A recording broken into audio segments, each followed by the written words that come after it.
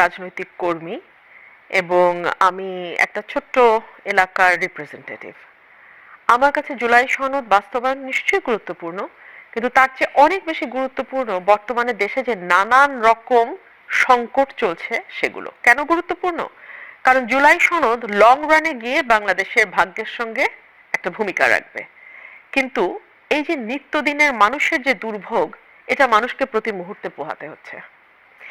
বাংলাদেশে বহু বছর পর ৩,৭০০ মেগাওয়াটের উপরে বিদ্যুৎ ঘাটতি দেখা গেছে। বিদ্যুৎ বিল গত ২ মাস ধরে ডাবল ট্রিপল আসছে।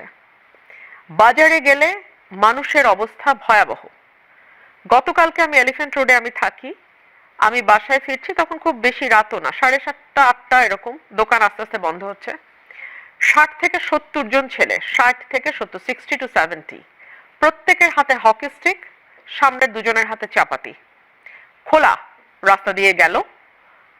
I was shocked, I was shattered, কারণ বাংলাদেশে আমি আমার ৪০ বছর ৪৫ বছরের জীবনে আমি এরকম ঘটনার মুখোমুখি হইনি। খোলা চাপাতি এলিফ্যান্ট রোডের মতো জায়গায়। পরে আমি শুনলাম যুবদল ছাত্রদল মিলে মারামারি হয়েছে ঢাকা কলেজের ওইখানে। আজকে সিলেটে হাজব্যান্ড ওয়াইফ, 90+ বয়স হাজব্যান্ডের, ওয়াইফ 70+, এবং একটা কাজের মেয়ে নৃশংসভাবে হত্যাকাণ্ডের শিকার হয়েছে। প্রতিদিন বাংলাদেশে কোথাও না কোথাও খুন হচ্ছে, এবং এখন নতুন আরেকটা শুরু হয়েছে, সেটা হচ্ছে জঙ্গি তৎপরতা। আজকে আমি দেখলাম কয়েকটা জায়গায় বোমা সদৃশ ককটেল বিস্ফোরণ হয়েছে, বোমা সদৃশ বস্তু পাওয়া গেছে। বরিশালে এক জায়গায় আদালত পাড়ার সামনে বোমা বিস্ফোরণে একজন আহত হয়েছিল, উনি মারা গেছেন। আপনি শুধু খবরগুলোর দিকে চোখ রাখেন, এই প্রতিটা ঘটনা এবং যা হচ্ছে বর্তমানে বাংলাদেশে, সেটা একজন সাধারণ নাগরিকের জীবন অতিষ্ঠ করে ফেলার জন্য যথেষ্ট।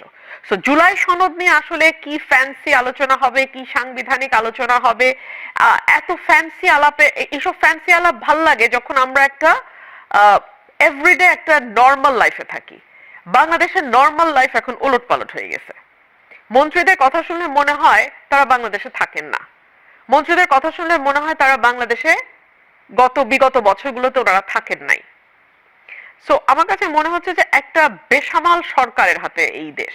সো এখন আসলে জুলাই সনদ নিয়ে বিরোধী দল কোথায় মিছিল করবে, কোথায় কি করবে, সমাবেশ করবে, it doesn't make much difference, because এই বিরোধী দলও এই সরকারেরই একটা এক্সটেনশন। ঠিক যেভাবে আওয়ামী লীগের এক্সটেনশন ছিল জাতীয় পার্টি, মিষ্টি মিষ্টি কথা বলতো, সংসদে এসে একটু বিরোধী বিরোধী ভাব ধরতো, এরাও তাই, হয়তো একটু একটু বেটার দেন জাতীয় পার্টি, বাট ওরকম কোনো বড় ডিফারেন্স আমি দেখি না।